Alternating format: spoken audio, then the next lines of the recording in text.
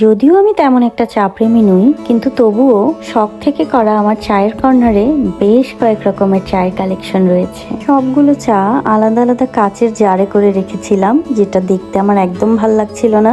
ভাবছিলাম কিভাবে আরেকটু অর্গানাইজ করা যায়, এন্ড ফাইনালি খুঁজতে খুঁজতে এই জিনিসটা পেয়ে গেলাম। এটা একটা প্লাস্টিক ড্রয়ার অর্গানাইজার বক্স। এটা ফার্স্ট ড্রয়ারটাতে আমি রেখে দিলাম ফ্যানেল টি, এটা গ্যাসের প্রবলেমে খুব ভালো কাজ করে। সেকেন্ড ড্রয়ারটাতে রেখে দিলাম গ্রিন টি, যেটা কিনা আমার প্রতিদিন সকালবেলা চাই। থার্ড ড্রয়ারটাতে রেখে দিলাম তুলসী আদা লেবুর একটা মিক্সড চা। উইন্টার বিকেলবেলা এই চাটা ভীষণ ভালো লাগে, মাঝে মাঝে খাই এটা। ফোর্থ ড্রয়ারটাতে রেখে দিলাম রেগুলার ক্লাসিক টি, যেটা নর্মালি আমরা রং চা বা দুধ মিক্স করে দুধ চা হিসেবে খেতে পারি। এন্ড লাস্ট ড্রয়ারটাতে রেখে দিচ্ছি ক্যামোমাইল টি। এটা রাতে ঘুমানোর আগে এই চাটা খেলে ঘুমটা ভীষণ ভালো হয়, এটাও মাঝে মধ্যে ট্রাই করি।